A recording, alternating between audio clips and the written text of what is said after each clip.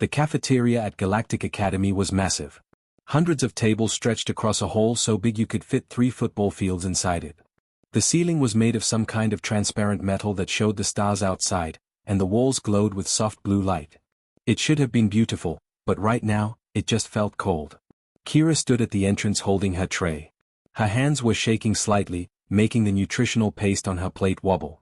She took a deep breath and walked forward, her eyes scanning for an empty seat. Any empty seat would do at this point. The problem wasn't that there were no seats.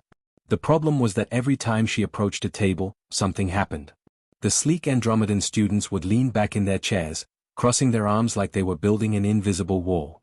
The crystalline axiom beings would suddenly become very interested in their datapads, their facete bodies refracting light in a way that somehow communicated complete disinterest. Even the Centaurians, who were supposed to be the friendly ones according to her orientation packet, found reasons to look anywhere but at her. Her skin markings were betraying her emotions. That was the curse of being Valurian. While other species could hide what they felt, her bioluminescent patterns shifted with every emotion. Right now, they were transitioning from hopeful blue to a deep, embarrassed purple that probably looked pathetic to everyone watching. And they were watching. She could feel dozens of eyes on her, tracking her slow walk of shame through the cafeteria. Some were curious. Most were just waiting to see what the charity case would do next. That's what she was here. Everyone knew it. The Valurians had applied for coalition membership 3 times. Rejected twice for being culturally incompatible and technologically insufficient. Those were the polite words the council used.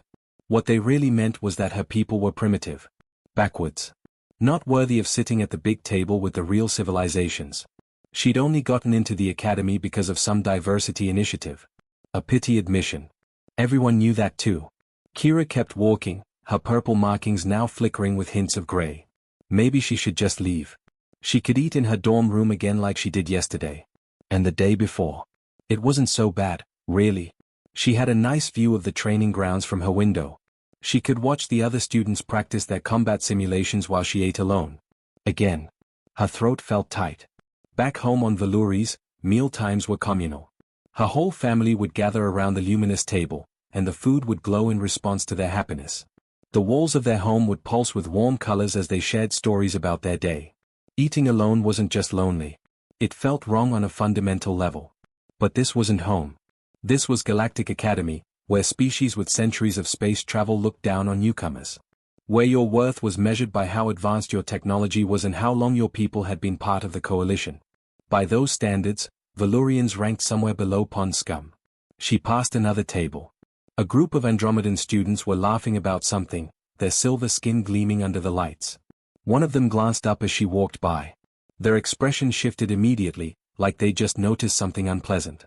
They leaned over and whispered something to their friend. Both of them looked at her and smirked. Kira's markings went from purple to dark gray. She wanted to disappear. She wanted to be literally anywhere else. Her eyes stung, and she blinked rapidly. Valurians didn't cry the same way humans did, but the emotion was the same. Humiliation. Loneliness. The crushing weight of not belonging. She was about to turn around and head back to her dorm when she heard it. A scraping sound. Metal on metal. A tray slid across a table in the human section. The sound cut through the ambient noise of hundreds of conversations. It wasn't loud, but somehow it felt significant. Like the universe had just shifted slightly. Kira looked over. A human boy sat there. He had brown hair that stuck up in weird directions like he'd just woken up, and his academy uniform looked comfortable on him in a way that hers never felt on her. He was looking right at her, and his expression wasn't what she expected. It wasn't pity. She'd seen plenty of that from the handful of professors who'd bothered to learn her name. It wasn't curiosity either, like she was some exotic specimen to be studied. And it definitely wasn't contempt, which was what she usually got from other students. It was just friendly. Open. Like moving his tray to make room for someone was the most natural thing in the world. Like there was no question about whether she should sit there. He smiled. Not a polite smile. A real one. Tough crowd, here? Kira froze. Her markings flickered rapidly, cycling through confused colors like a broken light display. Was he talking to her? She glanced behind her to make sure there wasn't someone else standing there. Nope. Just her and her sad tray of nutritional paste. The human gestured to the empty seat across from him. The gesture was casual, easy, like he did this every day. Like inviting the academy's most unwanted student to sit with him was no big deal. She'd studied humans in her xenosociology courses. They were the newest species to gain full coalition membership, and they'd done it fast. Scary fast. What took most species 200 years of proving themselves, humans accomplished in 40. The textbooks called them persistent and adaptable, and used a lot of other words that sounded like compliments but felt like warnings. Her professor, an elderly axiom who'd been teaching for longer than Kira's entire civilization had been using fire, had spent an entire lecture on human unpredictability. They were aggressive but not violent. Curious but not suicidal. Friendly but dangerous if you pushed them. They didn't fit into any of the normal categories the older species used to classify civilizations. The professor had shown them historical footage of humanity's first contact with the coalition. The council had expected the humans to be awed, grateful, maybe a little intimidated. Instead, the human ambassador had looked around the Grand Council chamber, with all its ancient species and advanced technology, and said something like, "Nice place you got here. You folks want to do business, or are we just here for the tour?" The older species hadn't known what to make of that. They still didn't. And right now, one of these unpredictable humans was offering her a seat at his table. In front of everyone. Like it was the easiest decision in the world. Kira's legs moved before her brain caught up. She walked over on shaky legs and sat down. Her tray clinked against the table a little too loudly in the sudden quiet that seemed to surround them. Or maybe that was just her imagination. Maybe the cafeteria was still loud and busy and no one actually cared about where one Valurian girl sat today. But she could feel the stares anyway. The human didn't seem to notice or care. He was already eating something that looked questionable and smelled worse. Some kind of earth food that probably violated several health codes. "I'm Blake," he said between bites. "Blake Carter. You're Valurian, right? First year?" She nodded, not trusting her voice yet. Her markings were still cycling through confused patterns. Mostly blue now, which was better than gray, but with flickers of yellow that meant anxiety. Blake noticed. "Those are cool," he said, pointing at her glowing patterns with his fork. "The color thing. Does it work like a mood ring?" "Sort of," Kira managed to say. Her voice came out quieter than she intended. "I can't really control it. Everyone always knows what I'm feeling." "That must be annoying." "Very. Well, right now you're feeling confused and nervous, which makes sense because some random human just invited you to sit with him and you're probably wondering if this is a prank or something." Blake grinned.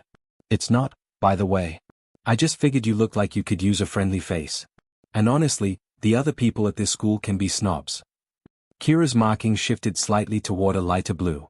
Not quite happy yet, but getting there. Two other humans sat at the table, and they looked up when Kira sat down. One was a girl with red hair pulled back in a messy bun, freckles scattered across her nose and cheeks. The other was a guy with a buzz cut and an easygoing smile that matched Blake's energy. "This is Riley," Blake said, pointing to the girl with his fork. "And that's Derek. Guys, this is..." He paused mid-sentence and laughed at himself. "Sorry, I just invited you over and didn't even ask your name. That's rude, right? That feels rude." "Kira," she said. Her voice came out a little stronger this time. Her markings were settling into a softer blue, though yellow anxiety still flickered at the edges. "Kira. That's a cool name. Welcome to the human table, where the food is weird and we probably talk too loud."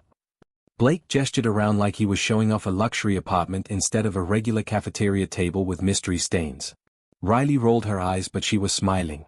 "Don't listen to him. He thinks everything is a joke." She pushed a container toward Kira. "You want some actual food? That paste stuff looks depressing." "I can't," Kira said quickly, holding up a hand. "My biology is different. The oxygen levels here are already hard for me to process. Most of your food would probably make me really sick." "Oh, that sucks," Riley said, pulling the container back. "Sorry. I wasn't thinking." "It's okay. You were just trying to be nice." Derek leaned forward, resting his arms on the table. "So you're Valurian, right? I read about your homeworld in my comparative cultures class. The bioluminescent forests? That sounds incredible. Is it true they make music during the rainy season?" Kira blinked in surprise. No one had asked her about home since she'd arrived at the academy 3 days ago. Most students acted like Valurians didn't have a culture worth discussing. They treated her like she'd just crawled out of a cave somewhere. "Yes," she said, and her markings brightened noticeably. "The trees have these hollow chambers inside them. When the rain comes, water fills the chambers, and the wind blows through them like a giant flute. Different trees make different notes depending on their size and shape. During the big seasonal rains, the entire forest sounds like an orchestra. It's the most beautiful thing you've ever heard. That's amazing, Riley said, and she actually sounded interested. Not polite interested. Actually interested. We should have that on Earth. All we get is regular boring trees that just stand there. Your trees produce oxygen and filter carbon dioxide, Kira pointed out. And they provide habitats for thousands of species. That's not boring. Blake laughed. See, this is why I like meeting people from other planets. You guys make Earth sound cooler than we think it is. He took another bite of his questionable food. So how are you liking the academy so far? Besides the cafeteria situation, I mean. Kira hesitated. Her markings flickered yellow again. It's fine. That's the least convincing fine I've ever heard, Derek said gently. And I have 3 younger sisters, so I'm an expert at detecting fake finds. She looked down at her tray. The nutritional paste had gone cold and looked even less appealing than before. It's just different. Everyone here has been in space for centuries. They have technology we can't even understand yet. And my people just got provisional membership. We barely qualified. So? Blake said. Kira looked up at him, confused. So we don't belong here. Everyone knows it. I'm only here because of some diversity program. I'm a charity case. That's garbage, Riley said bluntly. Who told you that? No one had to tell me. It's obvious. The other species won't even make eye contact with me. I'm pretty sure some of them lobbied to keep Valurians out of the academy completely. Blake leaned back in his chair, balancing it on 2 legs in a way that looked dangerous. You know what humans were doing when the coalition found us? We were still arguing about whether climate change was real. We'd barely made it to Mars. Half our planet couldn't agree on basic science. And the coalition looked at us and said we were too primitive, too violent, too divided to join.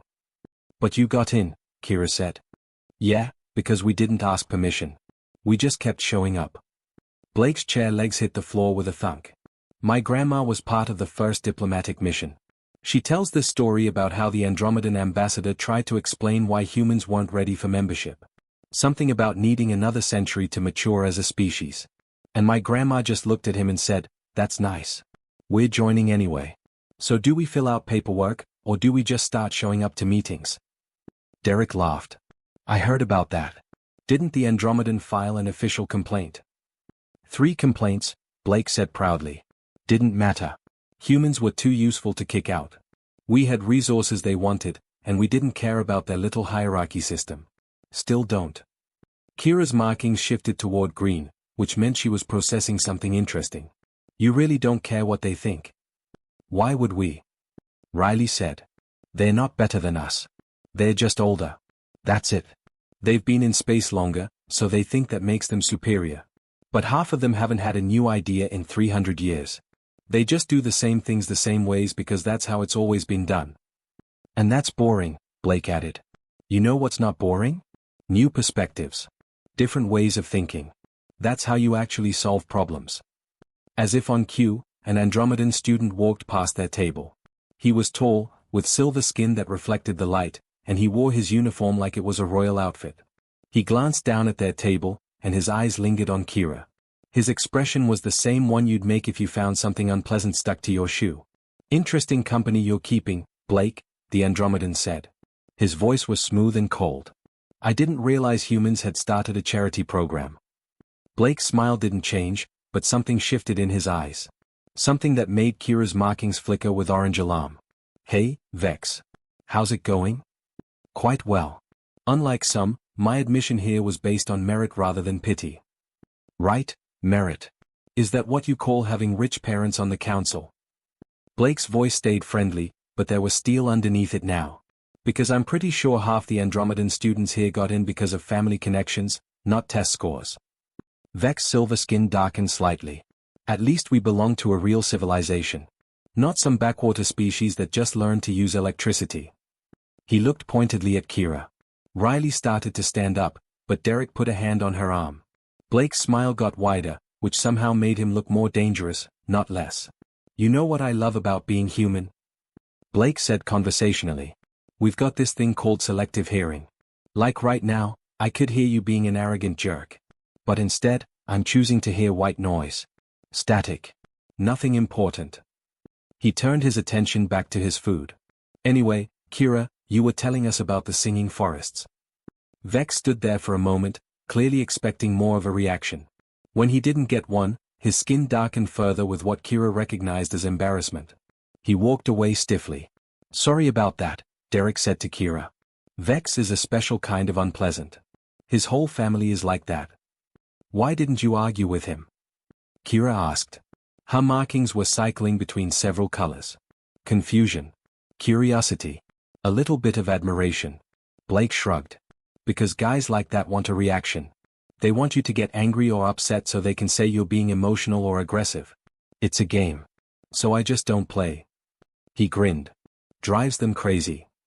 Plus, Riley added, Blake's got a point about the family connections thing. Vex barely passed his entrance exams. Everyone knows it.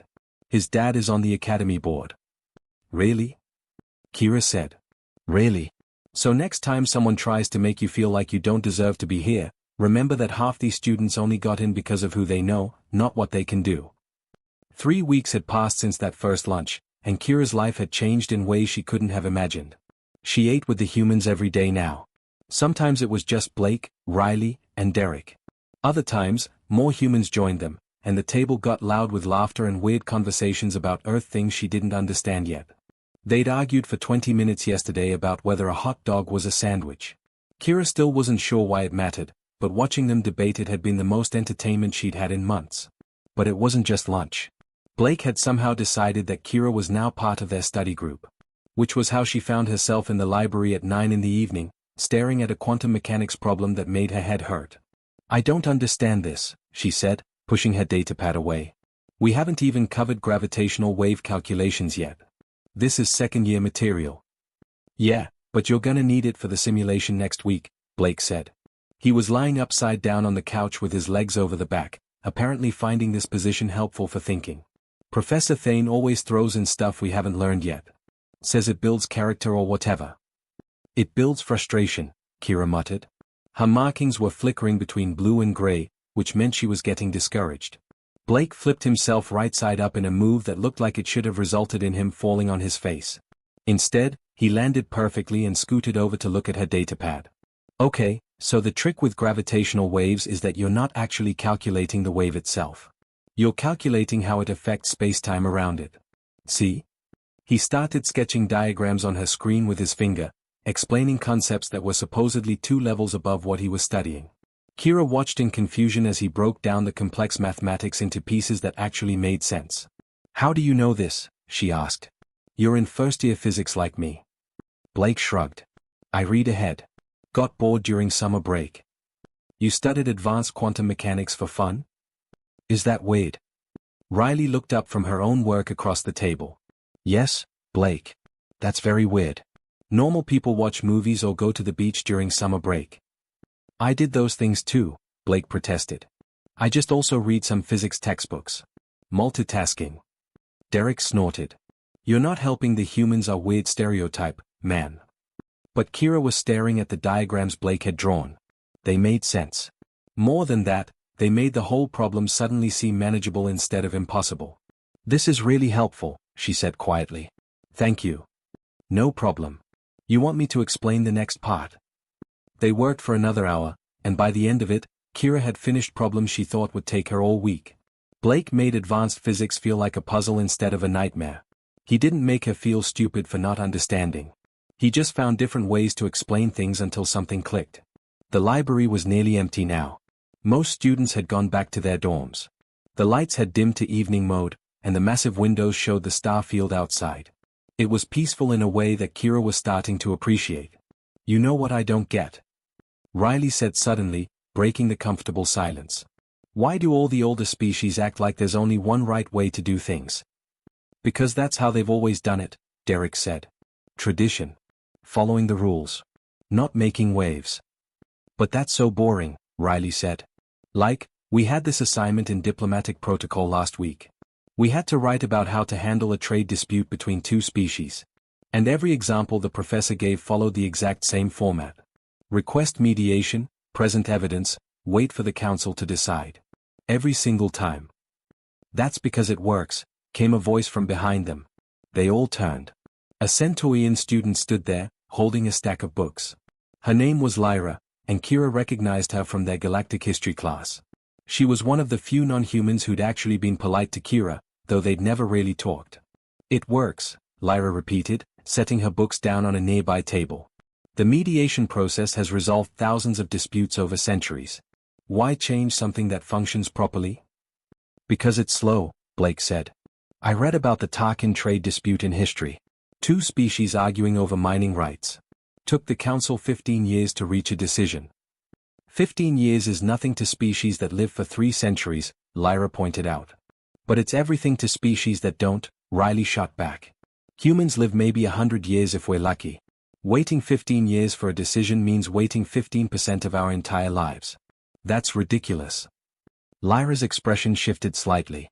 Kira had learned to read Centaurian body language over the past weeks. That particular ear twitch meant Lyra was considering something she hadn't thought about before. I suppose that's a valid perspective, Lyra said slowly. I hadn't considered the time-scale difference. That's because everyone at this academy thinks in centuries, Derek said. Except humans. We think in decades. Sometimes just years. So when we see a problem, we want to fix it now, not eventually. That sounds impulsive.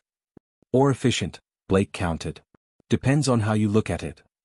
Lyra sat down at their table, apparently interested now. So what would humans do about the Tarkin situation? If not mediation? Blake glanced at the others, then shrugged.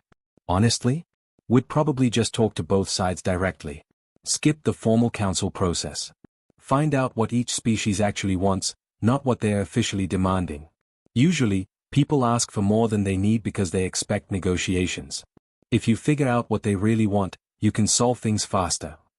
That would violate protocol, Lyra said, but she didn't sound dismissive. She sounded curious. Exactly, Riley said with a grin. That's kind of our thing. Humans are really good at ignoring protocols that don't make sense.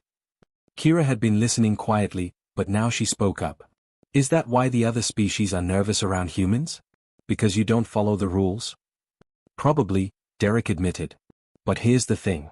Rules are supposed to help people, right? They're supposed to make things fair and keep order. But when rules start getting in the way of actually solving problems, then what's the point? The point is maintaining structure, Lyra said. Without rules, there's chaos. Without flexibility, there's stagnation, Blake countered. Look, I'm not saying rules are bad. I'm saying that blindly following them without questioning whether they still make sense is bad. Things change. New species join the coalition. New problems come up. The rules should change too. Lyra was quiet for a moment, her ears twitching in that thoughtful way. My professors would disagree with you. Yeah, probably. But are your professors always right? They have centuries of experience. And sometimes that's the problem, Riley said. They've been doing things the same way for so long that they can't imagine doing them differently. Even when different might be better. Kira watched this conversation unfold with fascination. This was what she'd noticed about humans over the past 3 weeks. They questioned everything. Not in a disrespectful way, but in a genuine why do we do it like this way. They didn't accept that something was right just because it was old or traditional. And somehow, they made other species question things too. Lyra was a perfect student. She followed every rule, respected every tradition, earned perfect marks. But right now, she was sitting at a table with humans and a Valurian, discussing whether the entire council system might be flawed. A month ago, this conversation would never have happened. The announcement came during breakfast on a Tuesday morning. Every datapad in the cafeteria lit up simultaneously with the notification. The coalition games were being held in 3 weeks. Teams of 4 students would compete in challenges designed to test leadership, strategy, problem-solving, and cooperation. It was the biggest event of the academic year. Kira stared at her datapad and felt her markings immediately shift to gray. The Coalition Games. Where the best and brightest students proved themselves in front of the entire academy. Where species showed their worth through excellence and skill. No Valurian team had ever placed in the top 20. Most years, Valurian students didn't even qualify past the preliminary rounds. It was just another reminder that her people didn't belong here. She was about to close the notification when Blake's hand slammed down on the table, making everyone's trays jump. "We're doing this," he announced. Riley looked up from her breakfast. "Doing what?" "The games. We're entering as a team." Derek raised an eyebrow. "We are?" "Yes. The four of us." Blake gestured around the table at Riley, Derek, and Kira. "Mixed species team. It'll be great." Kira's markings flickered rapidly. "The four of us?" "Blake, I can't. Valurians don't do well in the games. I'll just hold you back." "Says who?" "Says history. Says every game's result from the past 50 years. Says common sense." Blake leaned forward, his expression serious now. "You know what I think? I think Valurians don't do well because everyone expects them to fail. Including Valurians. So they go in already defeated. Or, Kira said carefully, Valurians don't do well because we're competing against species with better technology, more resources, and centuries more experience. Maybe. Or maybe you just need the right team." Blake was already pulling up the registration form on his datapad. "Come on, Kira. Worst case scenario, we lose. We'll be exactly where everyone expects us to be. Best case scenario, we prove everyone wrong. That seems worth trying." "Blake," Kira said softly. Her markings had gone from gray to a deep purple that meant she was genuinely distressed. "You don't understand. If I fail at this, it doesn't just reflect on me. It reflects on all Valurians. My people are trying to get full coalition membership. Every time I mess up here, it makes our case weaker." The table went quiet. Riley and Derek exchanged glances. Blake's expression softened. "That's a lot of pressure to carry," he said quietly. "It's reality." "Okay, but here's another reality. You're one of the smartest people in our year. You figured out that gravitational wave problem faster than anyone else once you understood the concept. You've got abilities none of us have. And you're sitting here telling yourself you're going to fail before you even try. Because I probably will fail." "Then fail," Blake said simply. "Fail spectacularly. Fail so badly that it becomes a funny story later. But at least try. At least give yourself a chance." Kira looked down at her tray.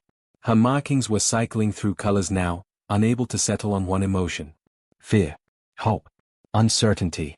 A tiny flicker of something that might have been determination. "Why do you even want me on your team?" she asked. "You could get Lyra. She's Centaurian. Her species actually has a good track record in the games. Or one of the other humans. Why me?" Blake smiled.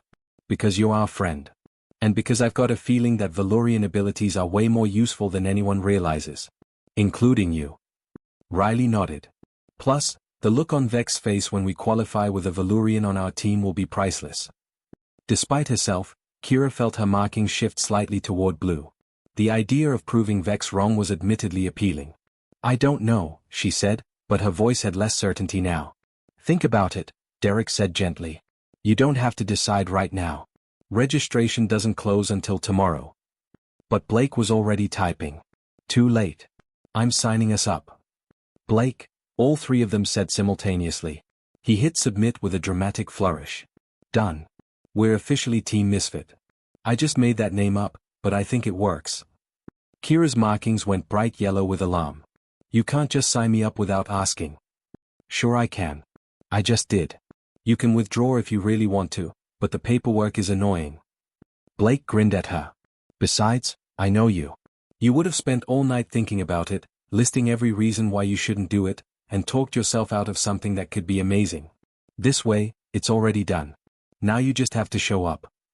"That's manipulative," Kira said, but her markings were shifting toward green now. Interested. Maybe even a little excited despite her fear.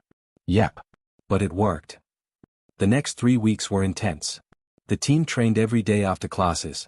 The games consisted of 5 main challenges: a negotiation scenario, a strategic puzzle, a crisis management simulation, a logic competition, and a survival exercise.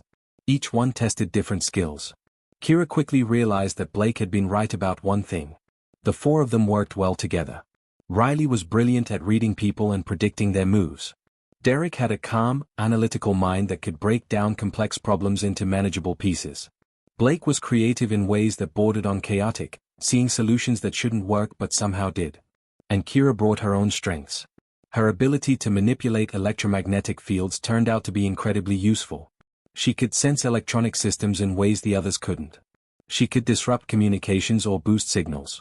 She could even, with concentration, influence certain types of machinery. But the real test came on the day of the actual games. The arena was massive. Thousands of students filled the stands, cheering for their favorite teams. Holographic displays showed the competing teams and their progress. Kira stood with her team in the preparation area, her markings cycling through so many colors she probably looked like a broken display screen. "You okay?" Blake asked quietly. "Terrified," she admitted. "Yeah, me too. But the good kind of terrified. The kind that means you care." The first 3 challenges went better than expected. They didn't win any of them, but they didn't embarrass themselves either. They placed solidly in the middle of the pack. Respectable. Not great, but not terrible. But then came the Crisis Management Challenge. Teams had to respond to a simulated disaster on a space station. A reactor failure, life support compromised, limited time to evacuate. Every team before them had followed the standard protocols. Seal the affected sections, evacuate personnel to escape pods, call for rescue ships. Blake looked at the scenario, looked at his team, and smiled that smile that Kira had learned meant he had a terrible idea. "What if we don't evacuate?" he said. Riley stared at him. "That's the whole point of the challenge, Blake. Evacuate safely." "Right, but what if we fix it instead?" "Fix a reactor failure?" Derek said. "In under 20 minutes? That's impossible." "Is it though?" Blake turned to Kira. "Your electromagnetic abilities. Could you stabilize a failing reactor core if you could get close enough?" Kira's mind raced. "Maybe. In theory. But I'd need to be inside the reactor chamber, and the radiation would kill anyone in there." "Anyone biological," Blake said. "But what if we used the station's maintenance drones? You could control them remotely with your abilities, right?" "I've never tried controlling multiple drones simultaneously. First time for everything." The judges were watching them, waiting for their response to the scenario. Other teams had taken maybe 5 minutes to implement standard evacuation. Blake's team had been deliberating for almost 10. "This is insane," Riley said. "Completely insane," Derek agreed. "Probably going to fail," Kira added. Blake's grin got wider. "So we're doing it?" They looked at each other. Something passed between them. An understanding. A decision.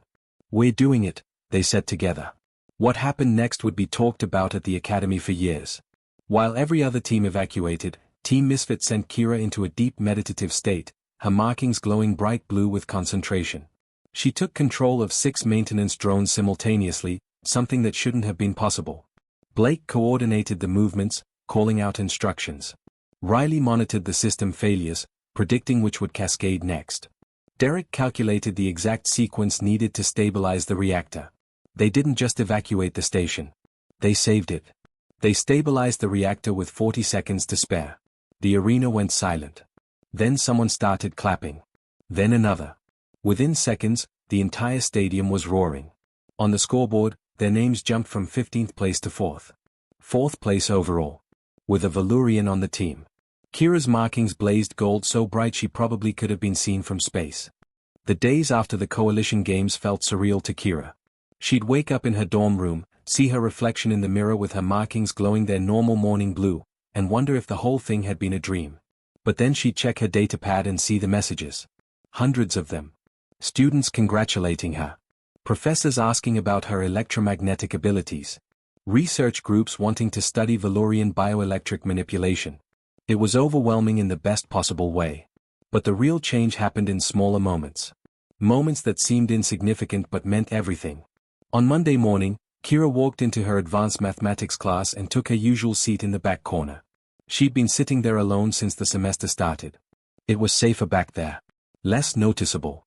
But today, an Axiom student, one of those crystalline beings who'd pretended she didn't exist for weeks, sat down next to her. "I watched your performance in the games," the Axiom said. Their voice had that musical quality all Axiom possessed, like wind chimes in a breeze. "The way you controlled multiple drones simultaneously was remarkable. I didn't know Valurians could do that." Kira's markings flickered with surprise. "Most Valurians can't. I'd never tried it before that challenge." "Even more impressive then. I'm working on a project about bioelectric field applications. Would you be willing to consult? I can offer academic credit." Yes. I'd like that. The Axiom nodded and pulled out their datapad to exchange contact information. Just like that. Like Kira was a colleague worth knowing instead of someone to avoid. At lunch, Kira headed to the human table like she did every day now. But something was different. The cafeteria felt different. People were looking at her, but not with contempt or pity anymore. Some were curious. Some were respectful. A few even nodded in greeting as she passed. Blake was already at their usual table, upside down on the bench with his feet in the air. Riley had given up trying to make him sit normally. "You're sitting weird again," Kira said, setting down her tray. "I think better this way. Blood flow to the brain or something." "That's not how blood flow works," Derek said, not looking up from his datapad. "Says you." Riley rolled her eyes and turned to Kira. "So I heard Vex failed the quantum mechanics midterm. He's blaming the professor for making it too hard." "Of course he is," Blake said from his upside-down position. "Personal responsibility is not really his thing." Kira felt her markings shift toward amused green. A month ago, the mention of Vex would have made her anxious. Now it just seemed pathetic. He'd spent so much energy trying to make others feel small, and for what? He was still the same arrogant person, just with slightly worse grades. As they were eating, Kira noticed something happening across the cafeteria. A new student had entered. She was clearly Valurian, the glowing markings gave it away immediately. She stood at the entrance with her tray, looking lost and nervous, her markings cycling through uncertain purples and grays. Kira recognized that look. She'd worn it herself not that long ago. She watched as the new student started walking between tables, searching for somewhere to sit. And just like before, students turned away. The Andromedans leaned back. The Axioms suddenly became fascinated with their food. Even some species that should have been welcoming found reasons to look elsewhere. Kira felt anger flare in her chest. Her markings flashed orange. She started to stand up, ready to wave the girl over, but Blake's hand on her arm stopped her. "Wait," he said quietly. "Look." A Centaurian student, Lyra, from their study group, waved the new Valurian over to her table. The girl's markings flickered with surprised blue as she hurried over and sat down. Lyra introduced her to the other students at the table, who actually seemed interested rather than annoyed. "Hey," Riley said, sounding pleased. "Would you look at that?" At another table, a human student named Troy made room for someone to sit down. Not a Valurian this time, but a KRYLL student, another species that usually got ignored. Troy just slid his tray over and started a conversation like it was the most natural thing in the world. "It's spreading," Derek observed. Blake finally flipped himself right side up, looking satisfied. "Told you. You just need one person to move their tray first. Then others start thinking maybe they can too." Kira felt her markings shift to warm gold. "You planned this. That first day when you invited me to sit with you. You were trying to change things." "Maybe a little," Blake admitted. "But mostly I just thought you looked like you could use a friend. The whole dismantling the Academy's social hierarchy thing was a bonus." "A bonus," Kira repeated, shaking her head. "Humans are so weird." "Thank you," Blake, Riley, and Derek said simultaneously, like it was a compliment. Over the next few weeks, the changes continued. Professor Thane invited Kira to be a teaching assistant for the introductory engineering course, specifically to help students understand alternative approaches to problem solving. The research group studying bioelectric fields asked her to co-author a paper. She even got invited to speak at a coalition symposium about emerging technologies. But the biggest change came 2 months after the games. Kira was in her dorm room studying when her datapad chimed with an incoming transmission. Official diplomatic channels. Her heart jumped into her throat as she opened it. It was from the Valurian Council, the governing body of her entire homeworld. She read the message 3 times before the words actually made sense. The coalition had agreed to fast-track Valuris's application for full membership. They were moving to the final review stage. And one of the reasons cited in the preliminary report was demonstrated capability of Valurian individuals in complex cooperative environments, as evidenced by recent Academy performance. They were talking about her. About the games. About everything she'd done here. Her markings blazed so bright gold that her roommate, a quiet Axiom named Prism who'd moved in last week, looked up in alarm. "Are you okay?" Prism asked. "My people," Kira said, her voice shaking. "They might actually get full membership. Because of what happened here. Because of the games." "That's wonderful," Prism said warmly. "You should celebrate." Kira grabbed her datapad and ran out of her room. She didn't even bother putting on shoes. She just ran through the corridors of the residential building, down 3 flights of stairs, across the quad to where she knew the humans would be.